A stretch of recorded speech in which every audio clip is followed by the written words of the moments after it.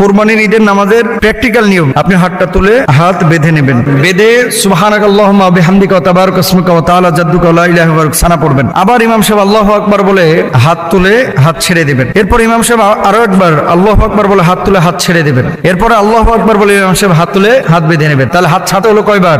দুইবার নিলেন, সূরা ফাতিহা পড়লেন, ইমাম সাহেব রুকুতে গেল, আমরা রুকুতে গেলাম, রুকু থেকে উঠে আমি সিজদায় গেলাম, সিজদায় যাওয়ার পরে সুবহানা রাব্বিয়াল আ'লা পড়লেন, দুই সিজদা কমপ্লিট হয়ে যাওয়ার পরে আপনি উঠে গেলেন। উঠে যাওয়ার পরে আপনি সূরা ফাতিহা পড়বে ইমাম সাহেব, আপনি সূরা ফাতিহা শুনবেন, করতে পারেন, সূরা মিলাইলো ইমাম সাহেব, আপনি ইক্তেদা করলেন। এরপরে ইমাম সাহেব রুকুতে যাওয়ার আগে অতিরিক্ত তাকবীর বলবেন, আল্লাহু আকবার বলে হাত তুলে হাত ছেড়ে দিবেন, আবার আল্লাহু আকবার বলে হাত তুলে হাত ছেড়ে দিবেন, আল্লাহু আকবার বলে হাত তুলে হাত ছেড়ে দিবেন। এরপর আল্লাহু আকবার বলে ইমাম সাহেব রুকুতে যাবেন, আপনারা রুকুতে চলে যাবেন। রুকুতে যাওয়ার পর আবার সুবহানা রাব্বিয়াল আযীম পড়লেন, পড়ার পরে রুকু থেকে উঠে আপনি সিজদায় গেলেন, সিজদাতে সুবহানা রাব্বিয়াল আ'লা পড়লেন, ইমাম সাহেব সালাম ফিরাইলো, আপনিও সালাম ফিরাই দিলেন।